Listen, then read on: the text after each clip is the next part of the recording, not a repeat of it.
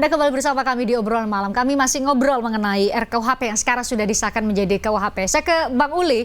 Bang Uli, Komnas HAM menyoal mengenai klausul pelanggaran HAM, kasus-kasus pelanggaran HAM yang tidak bisa karena retroaktif tidak bisa berlaku surut dan punya daluarsa. Artinya punya masa, kalau kita punya produk tertentu kan nggak boleh ya, ada batas waktu tertentu digunakan.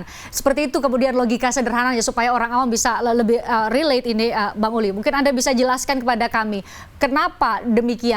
Berarti selama ini yang kasus-kasus yang kami lihat kamisan di depan istana, misalnya Trisakti, beberapa pelanggaran HAM berat nggak bisa lagi dong diulik lagi dalam bahasa sederhana, dalam bahasa awam. Baik, Christian.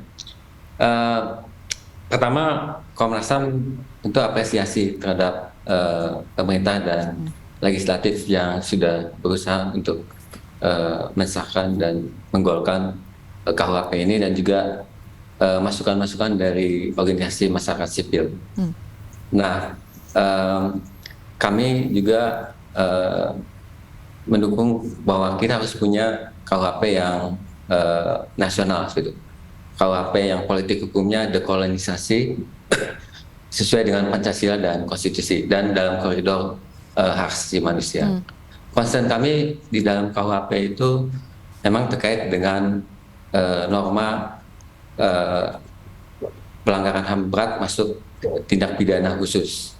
Nah itu kenapa ini kami concern di sini, karena pelanggaran HAM berat ini merupakan extraordinary crime, kejahatan luar biasa. Nah, sudah ada di Undang-Undang Pengadilan HAM, Undang-Undang 26 tahun 2000 yang menegaskan bahwa pelanggaran hak asasi manusia ini penanganannya, penuntutan, penyidikannya itu tidak mengenal daluarsa. Nah, dalam kata lain mengakui adanya azas retroaktif.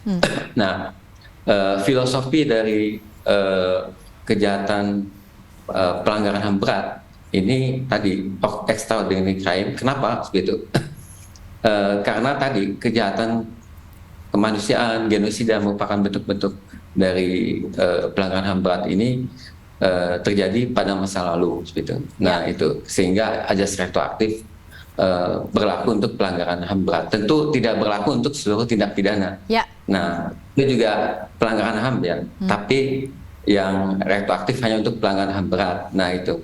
Nah meskipun di RKUHP yang sudah disahkan hari ini itu juga di dalam penjelasannya menegaskan bahwa pelanggaran HAM berat sebagai tindak pidana khusus itu sebagai lex generalis ya, sebagai ketentuan hukum umum, sementara Undang-Undang 26 sebagai lex spesialis. Nah, kami nanti ingin memastikan di peraturan pelaksananya bahwa itu tetap melihat bahwa Undang-Undang 26 ini sebagai lex spesialis ya, karena ada prinsip hukum bahwa lex spesialis derhat lex generalis. Jadi undang-undang atau peraturan perundangan yang bersifat khusus itu bisa mengesampingkan ya peraturan yang bersifat umum. Dalam hal ini adalah apa yang diatur klausul mengenai pelanggaran HAM berat di KUH pidana yang baru ini maksudnya. Bang Ijul juga punya kompetensi untuk bicara dan memberikan perspektif mengenai HAM, karena dari Perhimpunan Bantuan Hukum dan Hak Asasi Manusia Anda mungkin punya perspektif mengenai ini. Klausul spesifik mengenai pelanggaran HAM berat, Bang Ijul. Ya, ini saya katakan kenapa ini minus keadilan bagi korban dan masyarakat luas ya, untuk tindak pidana khusus ya, kayak pelanggaran HAM berat, kemudian tindak pidana korupsi ya. Ini kita melihat justru ada penurunan ancaman, atau lebih kelihatan bahwa ini memberikan kemudahan, memberikan keringanan bagi si pelaku ya. Dalam Undang-Undang 26 tahun 2000 misalnya terhadap kejahatan kemanusiaan ancamannya sampai 25 tahun. Di sini turun dia jadi 20 tahun ya. Kemudian juga yang dalam kasus korupsi ya, ada yang dari 5 tahun dia turun jadi 4 tahun. Apa makna 5 tahun dan 4 tahun ini? Adanya upaya paksa, yaitu berupa penahanan oleh si penyidik yang kemudian tidak bisa diterapkan. Nah ini yang saya katakan, ketika dia exercise terhadap hak asasi manusia dari masyarakat sipil, ini banyak ancaman pidananya. Tapi giliran kejahatan-kejahatan yang dilakukan oleh pejabat negara dalam hal korupsi, dalam hal pelanggaran HAM berat dan segala macamnya ini mengalami keringanan.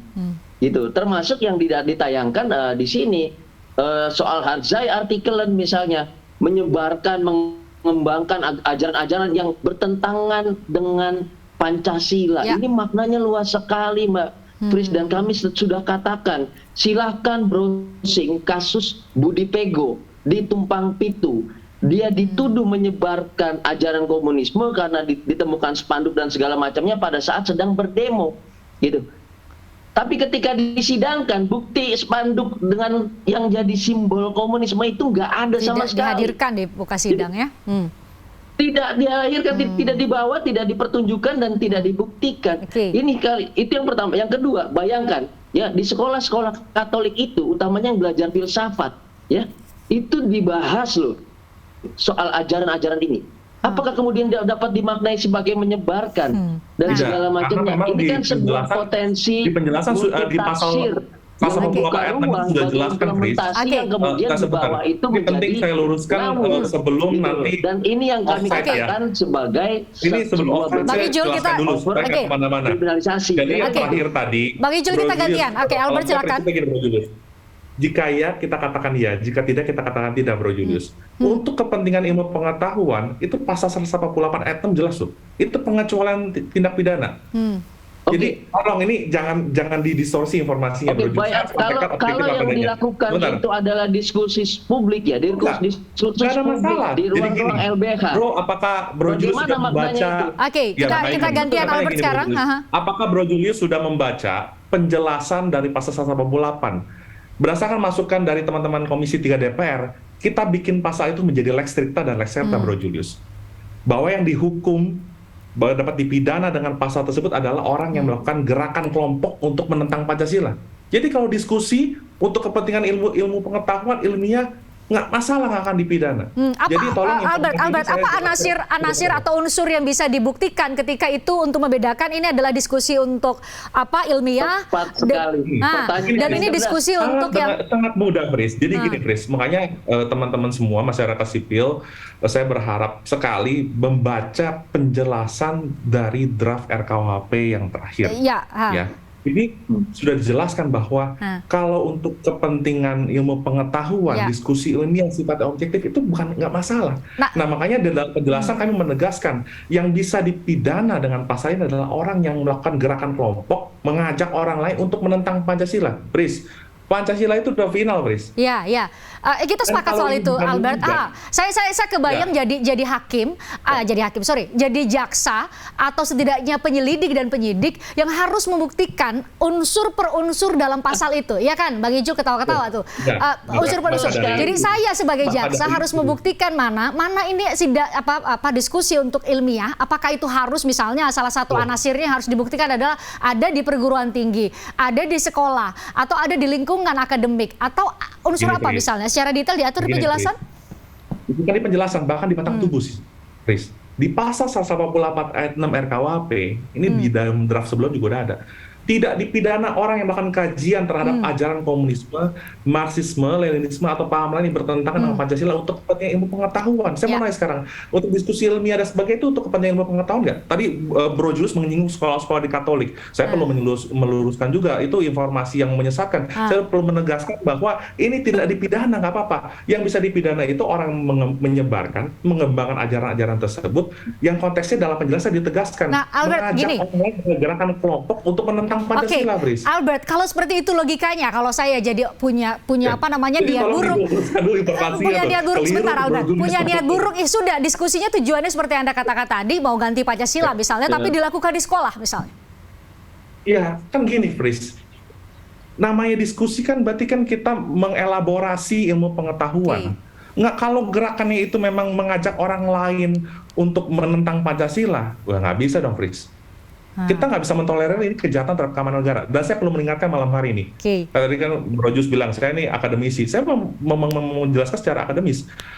Pasal ini, Fris, udah ada dari tahun 99, Undang-Undang nomor 27 tahun 99 tentang perubahan KUHP tentang kejahatan berkaitan dengan keamanan negara, Fris. Jadi nggak ada isu untuk itu. Tidak pernah dibatalkan oleh MK, tidak pernah ada yang mempermasalahkan sejauh itu. kenapa baru ada sekarang baru dipermasalahin Bro Julius gitu kan, saya bingung. Bahkan Fris, di RKUHP itu kita membuat pengecualian yang tegas, disertai penjelasan yang clear supaya orang tuh nggak gampang dipidana, Fris. Nah, saya sekarang menanggapi tadi Bang Uli tadi. Pak Uli tadi terus kenapa Ijul sedikit saja sebelum kita jeda, Bang Ijul? Saya justru mau membantah stigma itu. Satu, dikatakan tidak membaca, saya baca betul. Di sini dikatakan ya, mengajar, mempelajari, memikirkan dan segala macamnya di lembaga pendidikan atau pengkajian. Ya, berarti di luar itu tidak boleh. Bayangkan kita diskursus itu di luar. Itu yang pertama. Yang kedua, makna paham lain yang bertentangan dengan Pancasila itu maknanya apa? Dan kami katakan seringkali di lapangan Pancasila itu menjadi bahan untuk mengkriminalisasi masyarakat sipil yang kemudian membangun gerakan bersama, kemudian dia mengeksersis keagamaannya. Kita baru mendapatkan informasi ada kriminalisasi ya terhadap sekelompok anggota kepolisian dalam WA group pecinta sunnah dan segala macam. Ini dikatakan bertentangan dengan Pancasila. Justru kami sudah menghadapi dalam penjelasan pasal 188 RKUHP dikatakan gini. Bang Ijul, kita gantian, Albert.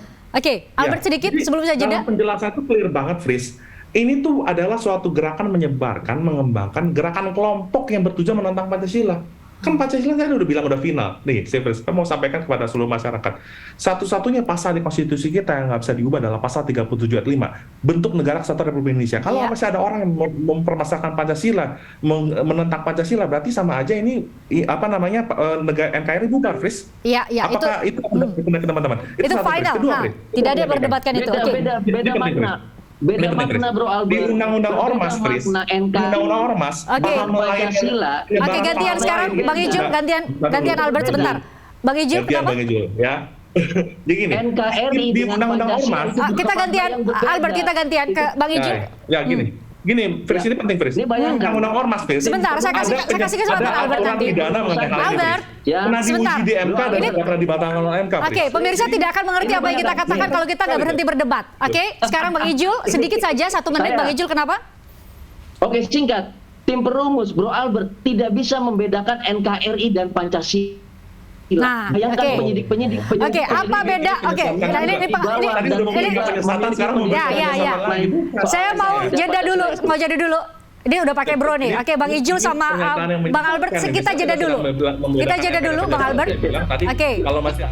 Bang Albert, kita jeda dulu. Usai jeda saya janji akan beri kesempatan pada untuk menjelaskan apa beda NKRI dengan Pancasila. Termasuk ke Bang Uli. Saya ingin tanya dan dapat perspektif Komnas HAM, apa berikutnya yang bakal dilakukan kalau keberatan dengan klausul-klausul pelanggaran HAM berat di KUH pidana yang baru. Usai jeda di obrolan malam.